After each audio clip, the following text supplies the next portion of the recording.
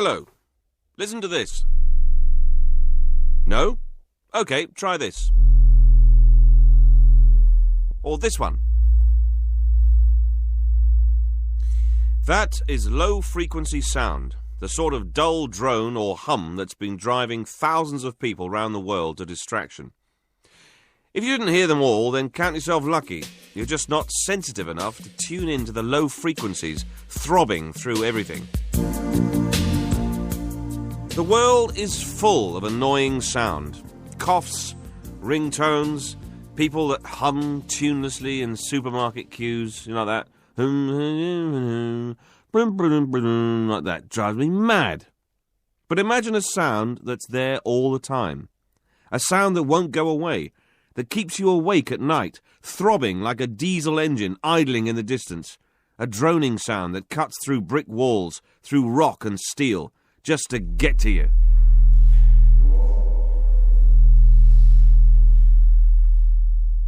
The greatest cause is motorways, and motorways cut vast swathes of noise through the countryside, and if you're a couple of miles from a motorway, you don't hear individual vehicles, you just hear this hum or roar, which you're convinced is not motorway, it's something else. If you go to the Portishead area, you'll get genuine low-frequency noise from ships coming up and down the channel, and that propagates for miles. You name it, Bristol has got it. Hilton Dawson was the environmental noise engineer at Rolls-Royce in Bristol for 25 years. Back in the 1980s, a handful of local residents were complaining about low-frequency noise, so the local council purchased some rather pricey equipment to detect it. To justify the expense, one bright spark explained it was to find the Bristol hum, and so a modern urban myth was created. For much of his career, Hilton went out to investigate reports of low-frequency noise in and around Bristol, but with little success. He's now retired, but still has hundreds of letters from people complaining of disturbing low-frequency noises. We spend a lot of time investigating the Bristol hum, and there's no such thing. But what we found was that in the city centre there were some large fans on a brewery which produced low frequency. On the western side of the city there were some large cooling towers at Imperial Smelting, and they produced a noise. And on the eastern side of the city there was a low frequency roar from the motorway. If a person from each of those areas met the other two in a pub at lunchtime and said, "Did you hear that low-frequency noise last night?" they'd all say yes, and they're all talking about different things. There is no such thing as the Bristol hum, and in fact, if you go to another city, you'll probably find the Nottingham hum or the London hum. There is widespread low-frequency noise which the regulations at the moment do not control. Hilton Dawson is convinced there's no Bristol hum, but there are lots of different hums in Bristol. And as if to labour the point, Bristol recently staged the 12th International Meeting on Low-Frequency Noise and Vibration. Yeah, I bet you missed that.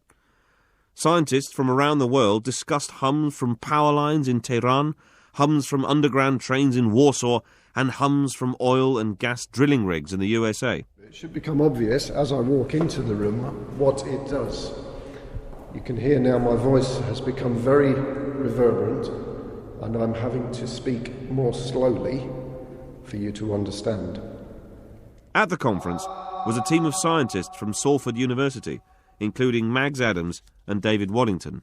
We were looking for a way of assessing low-frequency noise complaints that could specifically be applied by environmental health officers.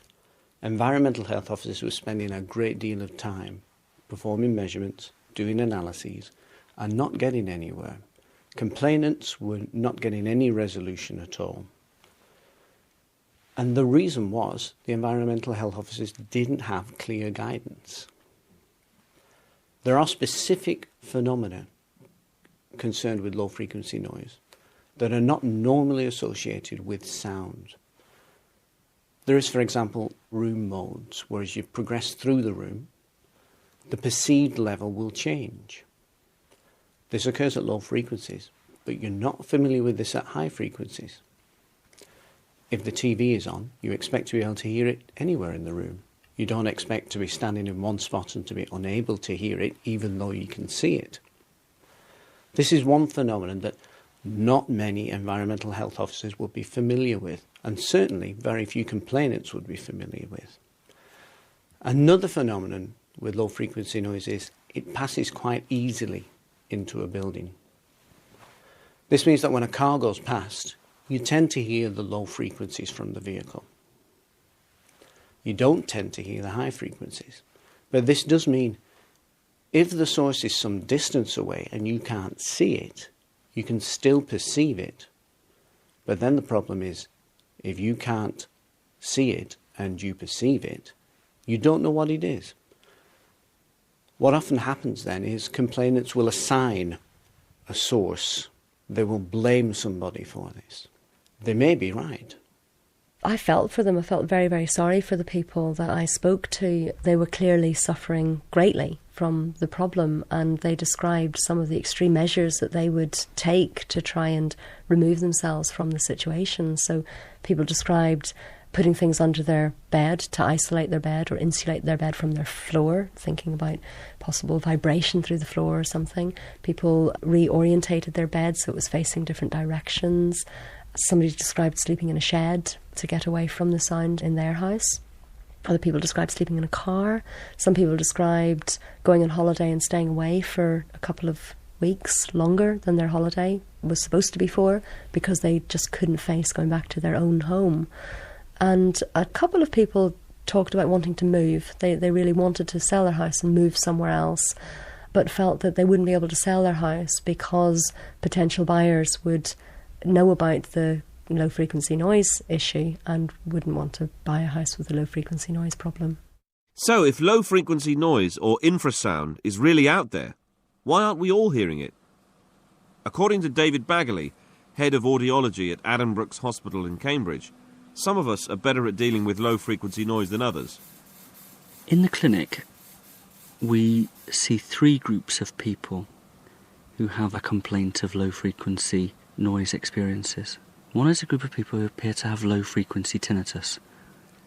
Tinnitus is usually high frequency, hissing, sizzling, buzzing type sound, but it can be low frequency tinnitus. And when I work with the environmental health officers, we find that a good number of complaints of noisy neighbours turn out to be internally generated sound. There are then people who seem to have become sensitised to low frequency sound in general. Sometimes there's no obvious reason why. Other times it's because they've been in an anxiety or stressful state that's made them sensitive to all sorts of sensory information. Saying that they've become sensitised, I think, has perhaps got an unfortunate implication that it's somehow their fault. And it simply isn't. We can become sensitised to all sorts of things in life, and generally it isn't our fault, though it's our responsibility to deal with the consequences. The third group of people are people who've become aware of a very specific low-frequency signal in their environment. Sometimes this is only just detectable, and very often it's not sufficiently intense to be classed as a noise nuisance within the regulatory framework that there is. Now, if you've got somebody who's become sensitised to low-frequency sound in general, or indeed to a specific signal that isn't going to get turned off, the therapeutic opportunity is to deal with that person's sensitivity and with their reaction to it. Now, given that human hearing developed to protect us, and that sound that's intrusive, new or worrying creates a physical arousal and preparation, the biologists call this the fight or flight syndrome, very often dealing with that with relaxation therapy is helpful. Or dealing with the sound sensitivity by trying to reset that using some digitally generated environmental sound sources like the rain and the ocean that have some low frequency component. Now, none of that is going to work unless somebody perceives that they have a responsibility to try and help themselves. A lot of the people who come and see me tell me that they've been treated patronisingly, condescendingly, not believed. There's been no real interest in their situation. They feel as though somebody's done this deliberately, or at least is deliberately not going to help them. Very often these people are very cross, they're very upset, they believe it's a specific pump in a place or a specific fan or a specific piece of equipment, and if somebody could just turn it off, then life would be right for them. Of course, very little in life is that simple, I'm afraid, and often I'm working with people trying to encourage them to see their opportunity to improve their quality of life lies with them.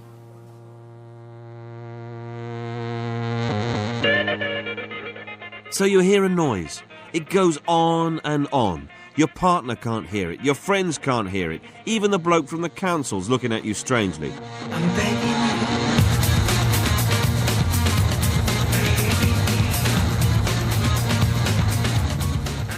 Not too long ago, you could be locked up or burned at the stake for hearing things that nobody else could. But for the sake of argument, let's say that the noise is real. How do you get someone else to agree? And more to the point, what, if anything, can you do to stop it? Here's one person's story. I came to the country just over 3 years ago, having lived abroad for many years, and rented a very large property in Chelmsford on a golf course. Within a day or two, I was aware that the sound I was hearing in the middle of the night wasn't general background noise, the noise of traffic and what have you, but it sounded as though it was a continuous humming noise, almost like a diesel train parked in the drive. One night it was particularly bad, so I put on my parka and my boots and walked around. There were transformers on posts feeding various parts of the clubhouse and what have you. And I'd also thought that perhaps it was a grain dryer because there was a lot of farming in the area. So I had a good wander, several miles, and could not determine the direction that this sound was coming from. I asked all my family and friends that I had there. Nobody could hear this noise at all. Being a sort of sensible chap, they knew there was obviously something troubling me. My wife shortly moved out of the bedroom, of course, because I was up and down all night. As I say, I was disappearing at 2 o'clock in the morning for these walks. So little by little it became so intrusive into my life that I managed to tolerate it for just on a year and moved. I moved from there to a very large Georgian house in the centre of Leamington Spa.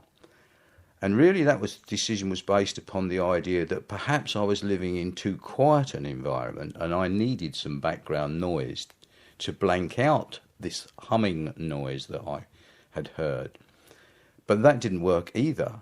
I was still able to hear this noise above the traffic. It was the same noise, but slightly different. Whether it was the frequency or amplitude of the noise, I wasn't sure. But it certainly changed in some small degree. However, it was still just as intrusive, and it still meant that often where I'd go to sleep, perhaps try to go to sleep at 10 o'clock in the evening, by 2 o'clock it had woken me up again. It really got into my body and made my whole body resonate, and sometimes it was that bad that my teeth would chatter with it.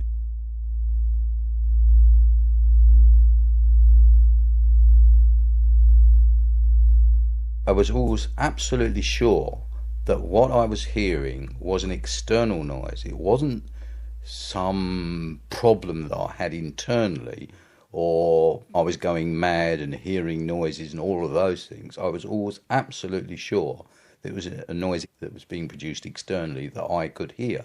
So I resolved then, really, that I must try and put this noise out of my head.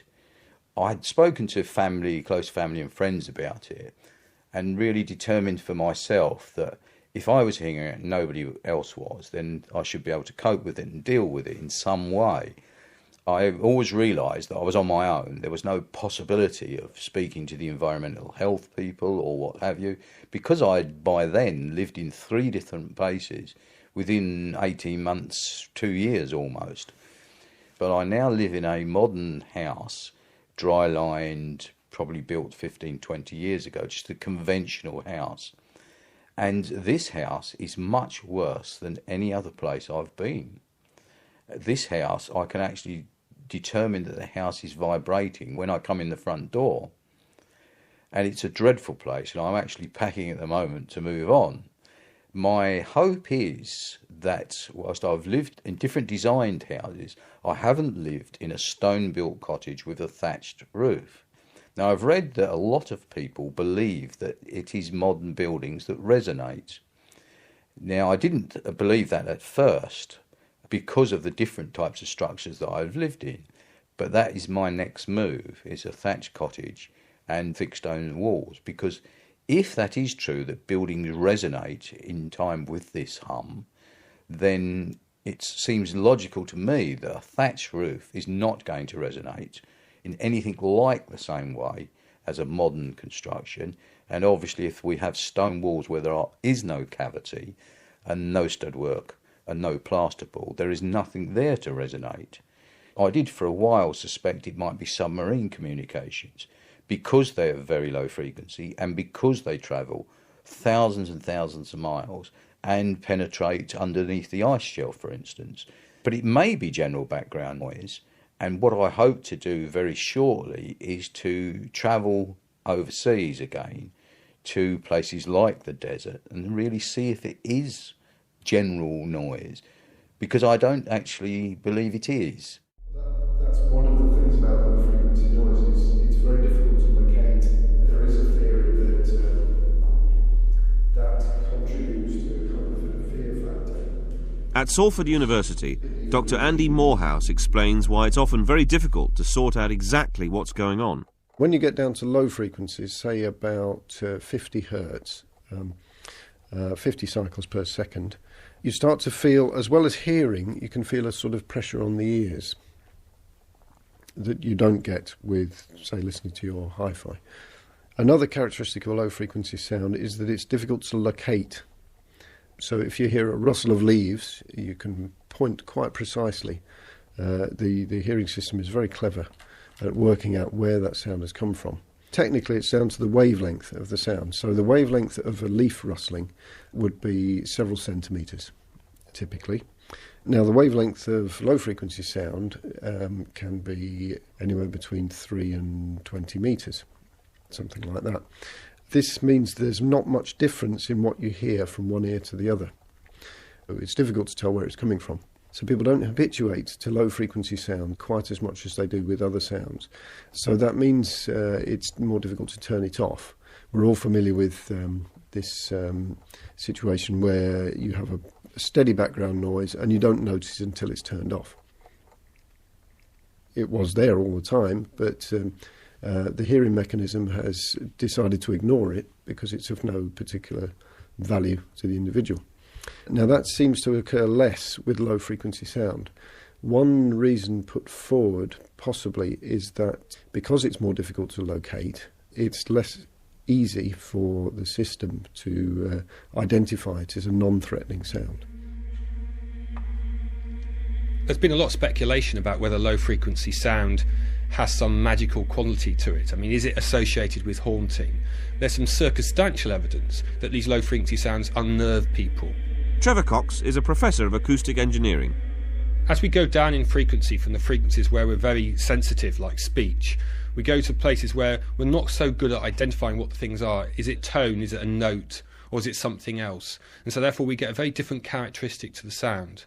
Of course, you're used to maybe going to a club and feeling the vibration of the notes against your chest. So you can also, at low frequencies, though for a lot of annoyance cases it's less common, you can also get vibration going on. So the sensing is not quite the same as it is for mid-frequencies. And the way the ear processes these sounds that they receive is it's essentially the same, but you're less sensitive to it. And therefore you get this sort of, maybe this unwieldy sort of kind of sound going on, which is kind of a bit ill-defined.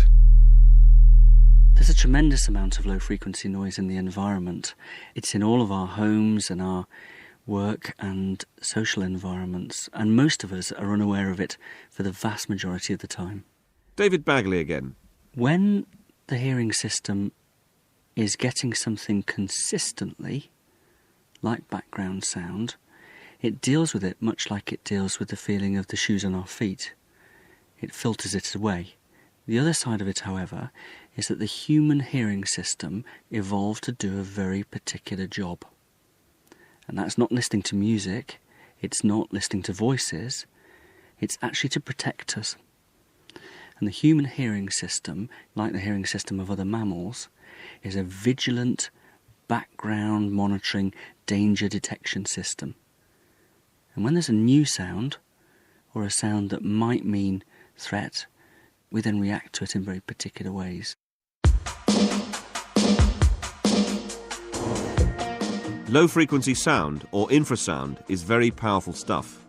The sound wave from the eruption of Krakatoa in 1883 went round the world 5 times before disintegrating. And Concorde used to put out low-frequency sound that could be picked up 7,000 miles away. Our experimental sound is nearly ready to begin. In the 1950s and 60s, attempts were made to use infrasound as a weapon, but it's so difficult to point it in one direction that it proved too dangerous to mess with. Today, techniques have been refined, and it can be used for crowd control, a non-lethal weapon that induces vomiting and diarrhea, which will slow you down a bit. And the military also use infrasound for communications, which tends to annoy whales, because they do as well. So there are several ways in which man makes sounds in the ocean, and some of those sounds are in areas that whales inhabit. And we see in certain examples whales deliberately avoiding the areas when the sound allowed. So if you watch the migratory routes of some whales, they will be modified slightly to avoid particularly noisy areas.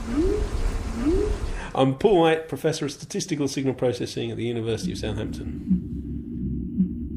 Whales use sound to communicate underwater. The larger the whale, the lower the frequency sound they tend to use. So the very large whales, blue whale and the fin whale, produce very low frequency sounds in the infrasound region, whereas some of the smaller whales, like dolphins, produce higher frequency sounds in the audio range.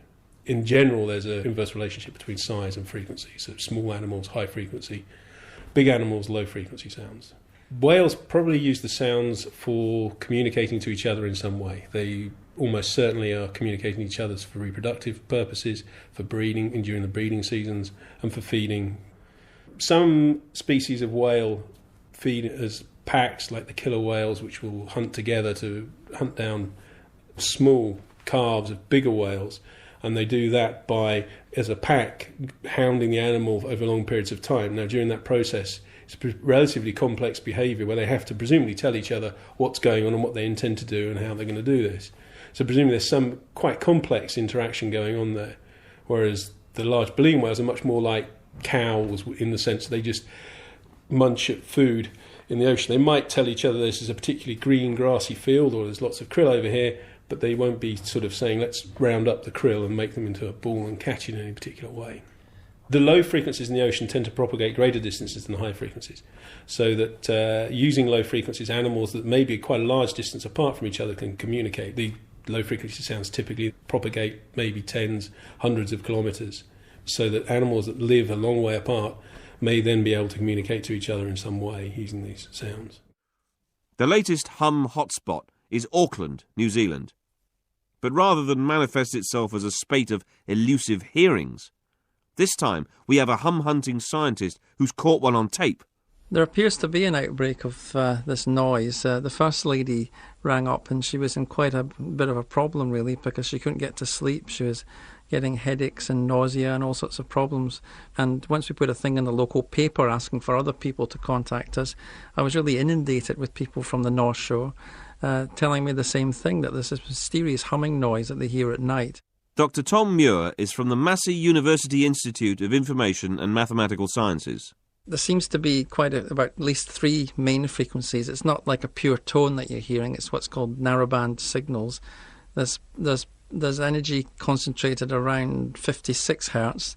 Note that's 56 and not 50 hertz, which is the mains frequency, mains hum. Everybody asks me, it must be the mains hum, but we're very careful about that. That's the first thing we check. And there seems to be a high frequency portion around about 80 hertz. and the lower frequency, and there may even be parts less than 20 hertz, so-called infrasound, but we can't measure that at the moment because my microphones only go down to 20 hertz. Actually, having recorded it, I've put it on my website, and anybody can listen to it, and I've had people listening to it from all around the world and saying, oh yeah, that's the sound that I hear. It's very similar or identical to what I've been hearing for years.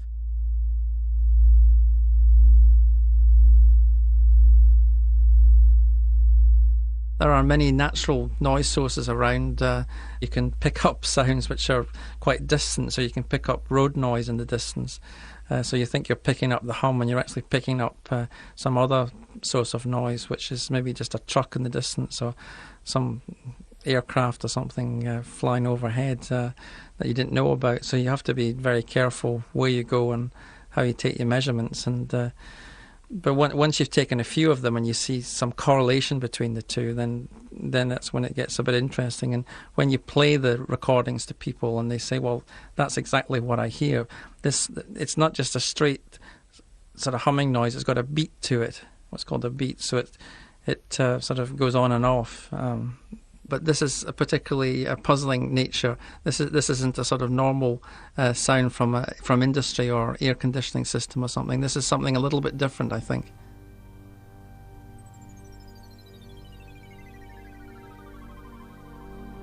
People perhaps more likely now to say, I can hear a sound that you can't. Whereas historically, that would have been a really rather risky thing to have stuck your hand up and said, I hear a noise that none of the rest of you can, and it's very upsetting. When you experience low frequency noise, it's like standing next to a bus, standing next to a truck on tick over.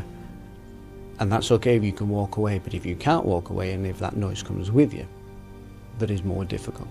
From both the clinical and the environmental health communities, there's a move towards understanding these sorts of issues, and that understanding is essentially emergent. It's got a tremendous way yet to go, but the first step was always going to be people accepting that this might be real and that there might be something that we could do about it, and that's starting to happen.